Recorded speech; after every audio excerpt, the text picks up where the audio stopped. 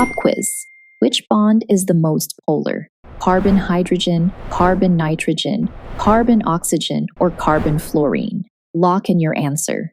We'll see if you got it right once we walk through the logic behind it. In this video, you'll learn what bond polarity is, how electronegativity drives it, how to mark partial charges and dipoles, and how electron density maps and the inductive effect help predict reactivity.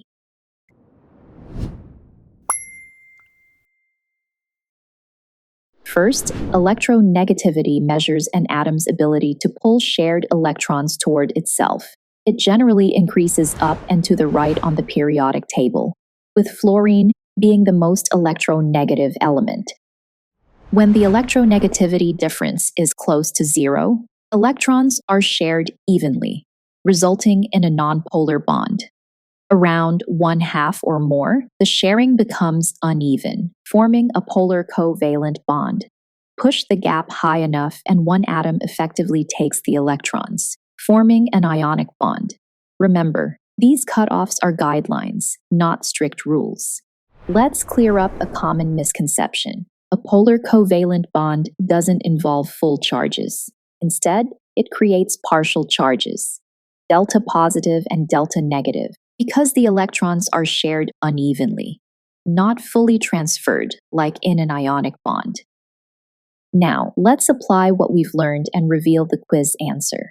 The more electronegative atom attracts the electron density toward itself, acquiring a partial negative charge, while its partner acquires a partial positive charge.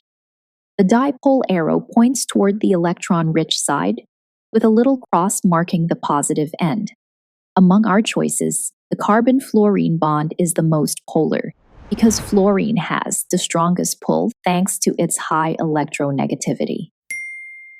So at this point, you have the tools to determine if a bond is nonpolar, polar, or ionic based on electronegativity. And you can correctly mark delta plus, delta minus, and the dipole arrow. Ready to lock it in? Tap the link for study guides and flashcards on this topic, so you can keep learning without missing a beat. Now, let's see electron density directly. Electrostatic potential maps use color to represent the electron cloud. Blue shows electron-poor regions, while red highlights electron-rich areas. These visuals help you identify where positive and negative partners are likely to interact during reactions. Let's look at the inductive effect. Highly electronegative groups, like trifluoromethyl, pull electron density through sigma bonds, making nearby atoms more delta positive and therefore more reactive toward electron-rich groups. The effect weakens with distance, but still has a notable influence. Oxygen behaves similarly, though its pull is much weaker than that of a trifluoromethyl group. Here's a key exception you should watch out for. A molecule can have polar bonds but no overall dipole if the bond dipoles cancel. For example, carbon dioxide is linear, so its dipoles cancel, resulting in a zero net dipole. Water, on the other hand, is bent, so its dipoles add, making the molecule polar. This shows that geometry matters for molecular polarity. Let's recap. Electronegativity increases up and to the right in the periodic table. Differences in electronegativity determine the type of bond.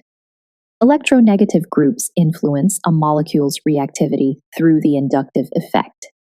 And finally, molecular geometry determines whether the molecule has a net dipole.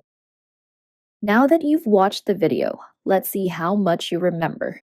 Head to the link in the description where you'll find Quizlet content made just for you.